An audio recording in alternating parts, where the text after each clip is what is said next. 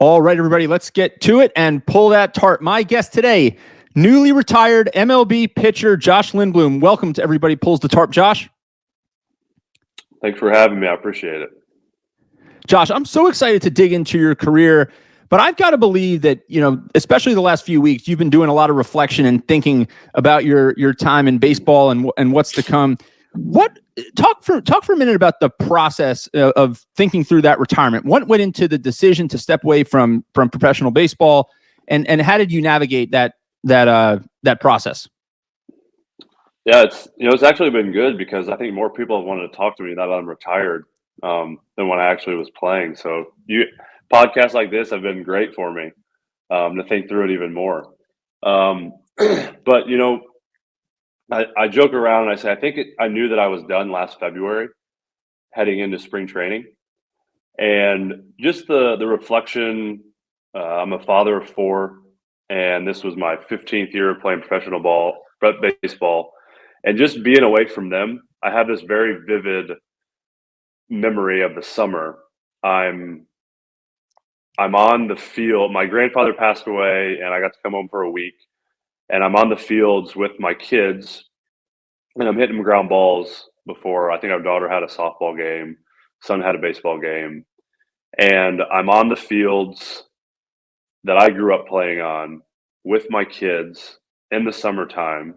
And the first summer that I've been home for over a week in 15 years, probably longer than 15 years. And I just kind of like knew in that moment, I was like, this is what I want to be doing. I'm, I want to be with my kids. And like mentally, I wasn't finished with the season, but I knew that I was done playing in that moment. It's so interesting, Josh. I can visualize you standing on that field, hitting those ground balls to your kids, and I'm thinking about a lesson somebody shared with me before my first of two daughters was born. I have two young girls, and somebody said, think about how many summers you have with your kids in your home. The average person, has, let's say, 18 summers with their kids in their home. Maybe 21 if they come back, if they go to college and come back home in between semesters. And they said, Andrew, it will really make you think critically about how you allocate time. And it'll show you how finite time is. And I'm sure you had a moment like that where you realized that, there's something more here. Yeah, for sure. Yeah, I've never heard it said that like succinctly, but it makes you think like as a dad, you only have a limited amount of time with your kids. And, it got to the point in my life where, when they were like 4 and 5, I hate to say this, but like they don't really have lives. Like they don't have friends, they don't have activities, like they haven't started to meet people. But so our kids are 9, 8, 6, and 18 months. And so like our 9-year-old, our 8-year-old, and our 6-year-old up to this point, like it got to the point where it wasn't fair to them anymore that, every March or whatever it is, we take them out of school, they come be with dad, away from their friends, away from their activities. And so as a father, as a husband, thinking through like this is kind of like they've sacrificed a lot of their lives for me. Now it's time for me to start allowing them to do stuff they enjoy. Do you think, Josh, that maybe today your older ones have started to appreciate, but do you think there will come a point when your kids will fully appreciate all the lessons they learned from the way you went about your career, even if they haven't kind of fully appreciated them today? Oh yeah, our daughter, our 9-year-old daughter, she gets like her introspection from me. I think it's like just genetic or whatever. But she'll say stuff sometimes, and she was talking about something the other day, it's probably a month or two ago, and she mentioned to my wife and I. She goes, "We don't have a normal life," and we were like, "What?" She's like, "Well, most kids, like, daddy plays baseball. Like that's daddy's job. Like nobody else that we know, nobody else's daddy plays baseball as their job." So like we don't have like we travel a lot more. Like we went to Korea because of daddy's job. We get to go to baseball games because of daddy's job. And so I think that they do realize it a little bit. And it's cool because I always wanted to be able to play long enough where they recognize how special that was. And I do think that they recognize it a little bit. It's interesting. It's interesting, that she picked up on the fact that it's not normal. It's not, it's not what the typical, parent is coming in with on take your child, bring your parent to work to work day. Well, you must have been a big hit. Yeah, this is a funny story. Before I announced my retirement, we were sitting in the car, and somehow this upcoming season was brought up, and she like interjects and she says, "Daddy's not playing baseball next year." And my wife and I kind of looked at each other, turned around, we were like, "What are you talking about?" She's like, "Daddy hasn't even worked out or thrown yet.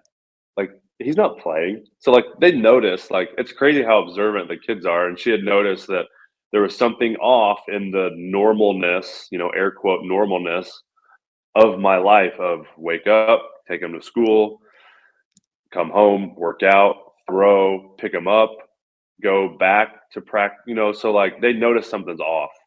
And it's funny that she kind of made the decision for me, I guess, right? Yeah, I was just, it's so funny, Josh. I was just having a conversation yesterday with my wife about how perceptive kids are, and that it's a great lesson that they're really watching and listening to a lot more than we maybe give them credit to. Yesterday, my youngest is almost 5, and we were doing some things around the house, and we had some music on, and my almost 5-year-old comes over to me and says, "Daddy, you like this song, right?" And it was Tennessee Whiskey. Okay, I forget who it's by. Maybe it's Chris Stapleton. I forget. Mm-hmm. But I said, I do like this song, and I realized, I said to my wife, I said, a few weeks ago we were on a road trip, and that song came on, and I just mentioned to my wife in the front seat, I said, I had spent a lot of time in Nashville on business and doing some things in Nashville, and I said, when this song comes on in a Nashville bar, it's super cool. I've got like just such fond memories of being in a bar in Nashville hearing this song. I didn't know my daughter was listening, but weeks later, just the music and the lyrics and the sound registered with her. It's such an important lesson. Yeah, that kids are listening and most importantly watching. I think that watching aspect is important. I don't know, obviously you're engaged in like leadership development, leadership circles. And so have you read the book, The Leadership Challenge by Kuz and Posner? Yes. Oh yeah. So the number one, I think the question was, they went and interviewed, X number of thousand leaders, and what were the 4 or 5 things that leaders did? And the number one was model the way. And so when you think about that, like the actions that we have as parents, the actions that we have as coaches or players or whatever it might be, the number one way that we lead people is by modeling the way.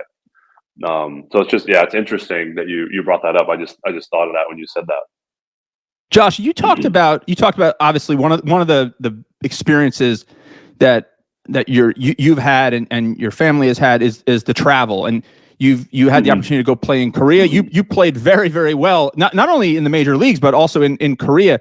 I'm curious. I want to understand that a little bit. I mean, what's involved with a player from the U.S. going over to Korea, and what's that transition like? It's a whole different world.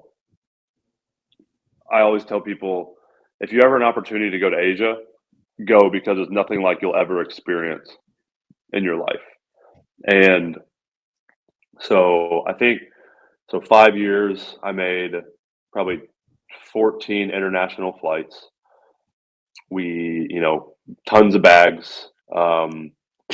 But just the process, I always tell people, when you go to Asia, a lot of times, or go anywhere in the world, a lot of times the mindset we have is better or worse.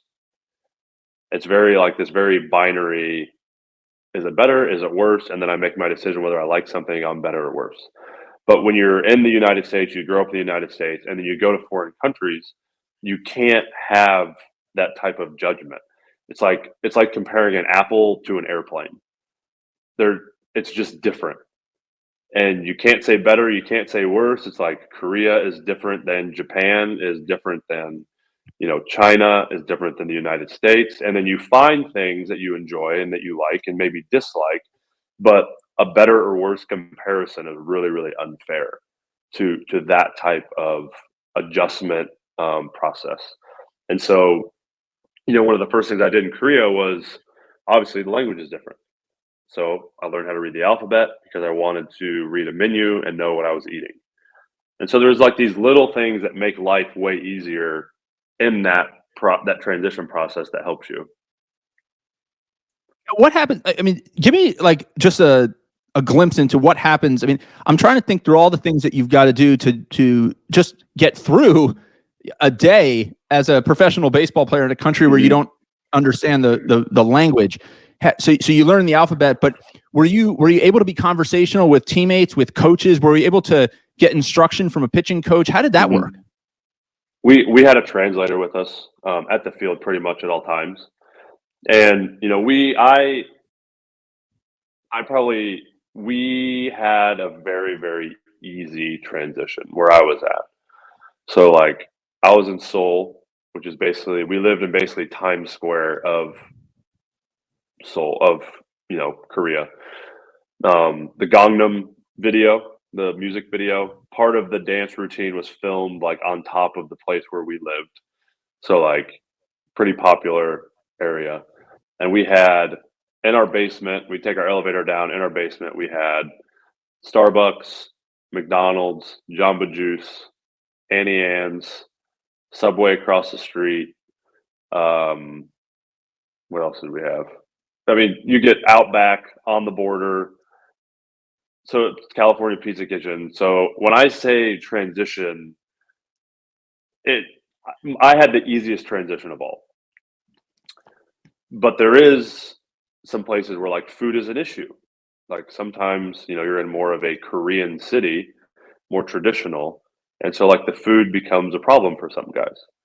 The language, where I was at, everybody was willing and wanted to speak English. So like we could figure it out. Well, there's some areas in the countryside where that's not an option. So you need I learned where I was going to be at and then how much help that I needed in those situations.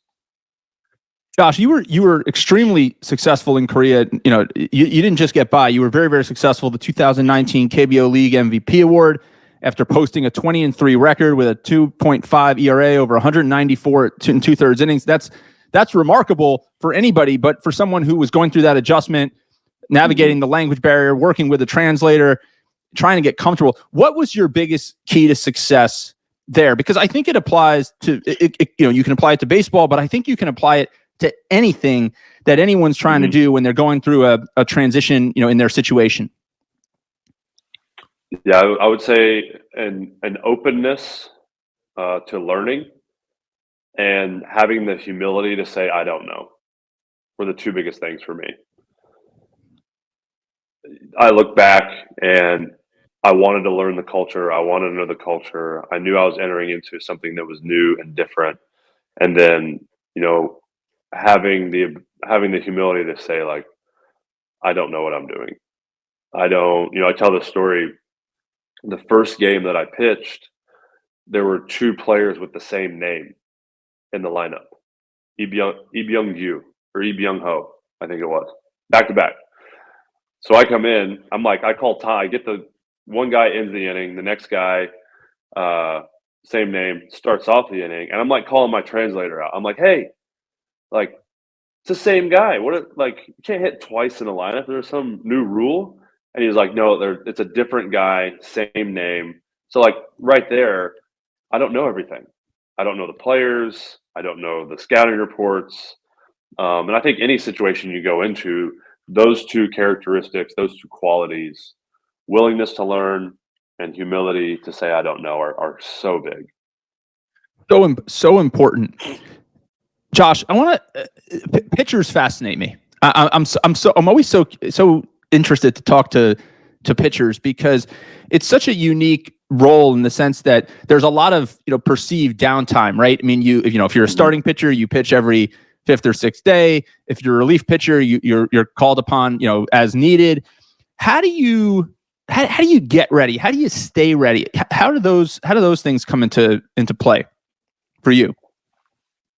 Yeah, I think that's really all you think about, you can look at the inverse of that and say, well, yeah, I only do perform once a week.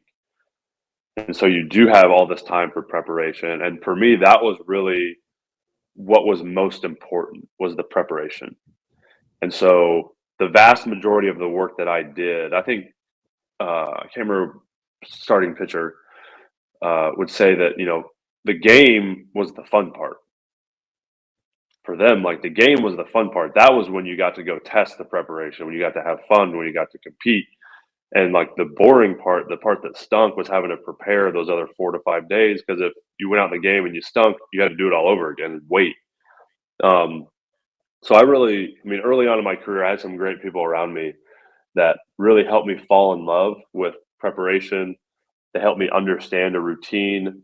They helped me understand what I needed to do, how my body responded to certain things. And so over the course of my career, I developed a pretty solid routine when it came to like what I needed to do each and every day, listening to my body, understanding the difference in pain and soreness, knowing how far I could push my body, when I could push my body.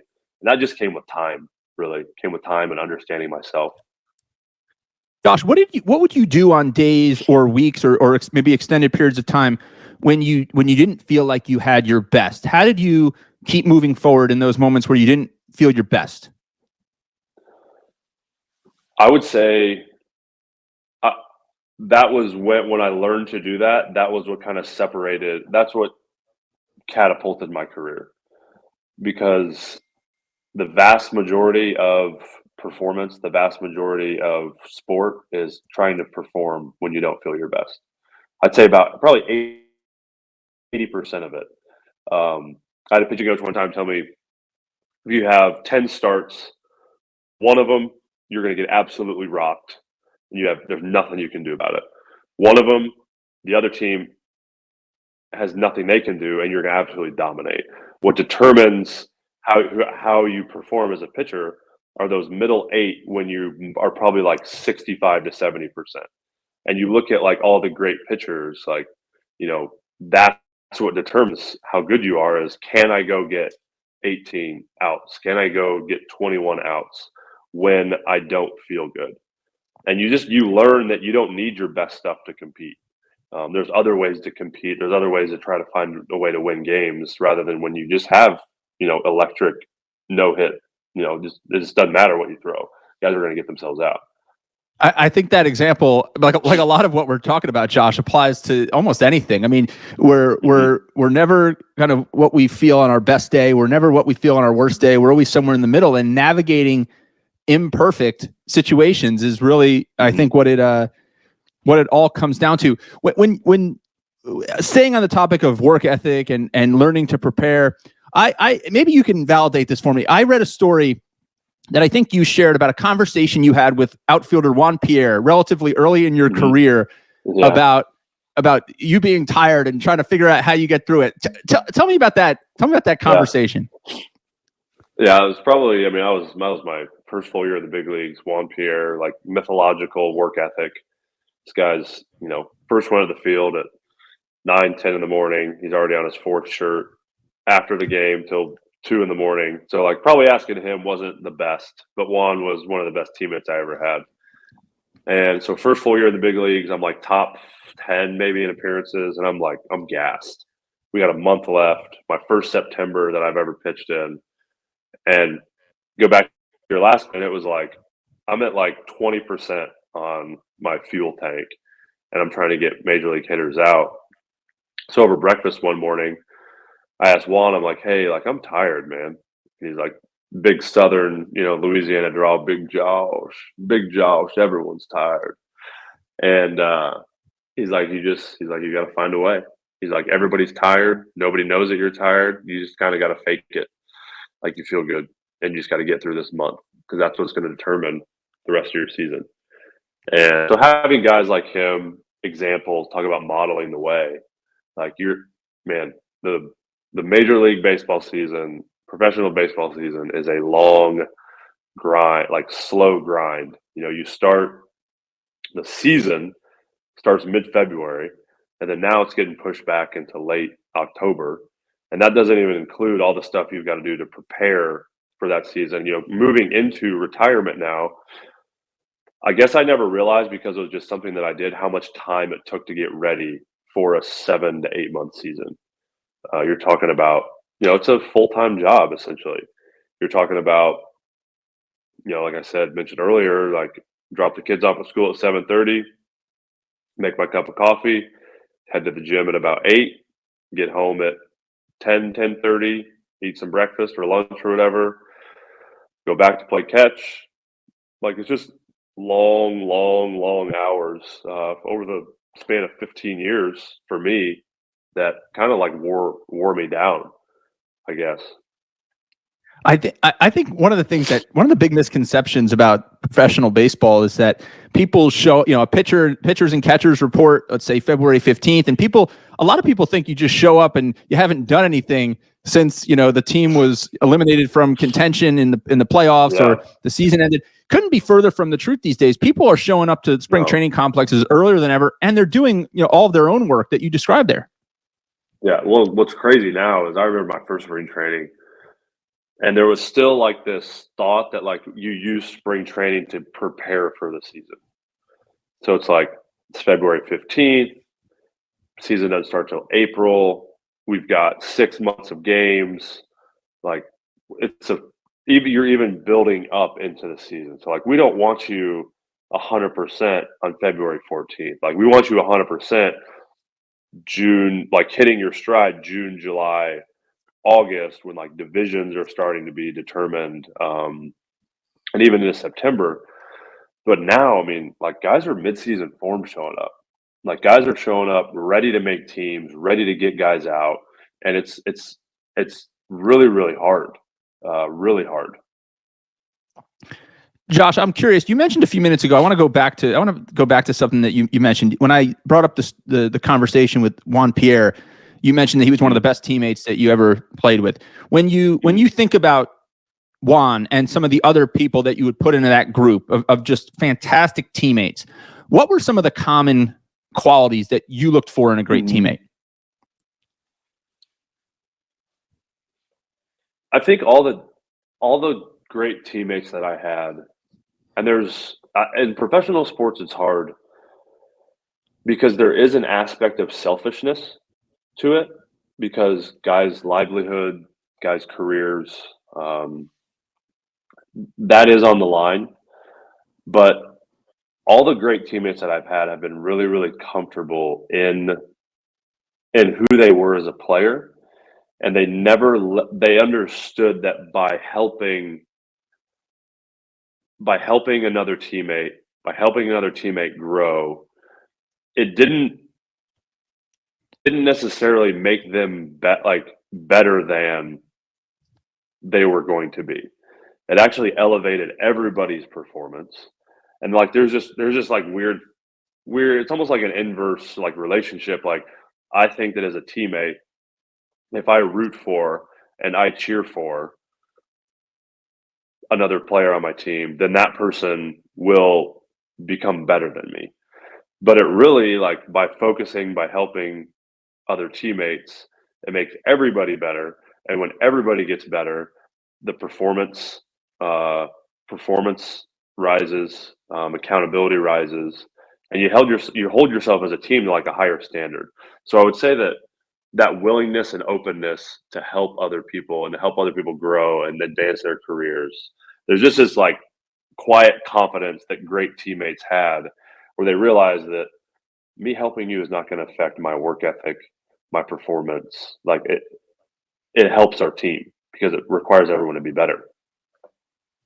If we flip that question, Josh, you've had the good fortune of a long career and an opportunity to mentor younger players as they grow their careers. And by all accounts, I mean, you are as good of a teammate and a good of a leader and someone who leads by example as anybody in the league. What were some of the things that you tried to impart on younger players who may have been struggling or going through some of those issues that maybe you experienced early on? A lot of it, to tie those two questions together, a lot of it came back to what I learned from those guys. And so deep down inside of me, I felt that I had a sense of responsibility. Stewardship might be a good word, that I had these teammates that entrusted these lessons to me, these like very, very valuable lessons. And so first and foremost, I had a responsibility to pass those lessons down to teammates. And so responsibility, I think, was the first thing that I recognized. And then, I just really tried to create spaces for guys to be honest, because there's all things that we hold on to in our minds that if we said out loud, people would think we were crazy.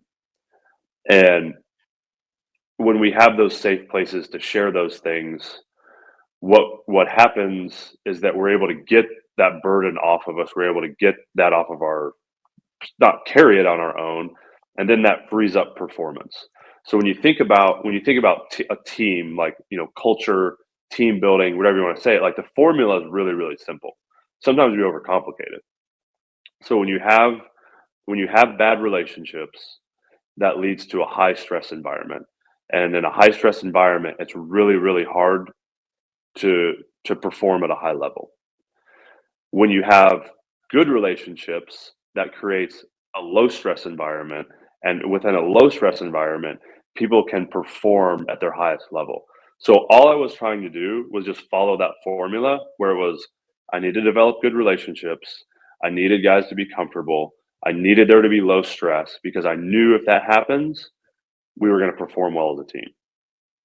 And so that was really all that I ever thought about, was like just developing relationships, developing trust, letting guys share, letting guys be open, to share things with me that they wouldn't necessarily share with other people. And then, having that sense of like accountability to them, where like this stays between you and I. So that's all I really ever tried to do, is just be like a safe spot for guys. Josh, in your recent announcement, you about your retirement, you put out a tweet.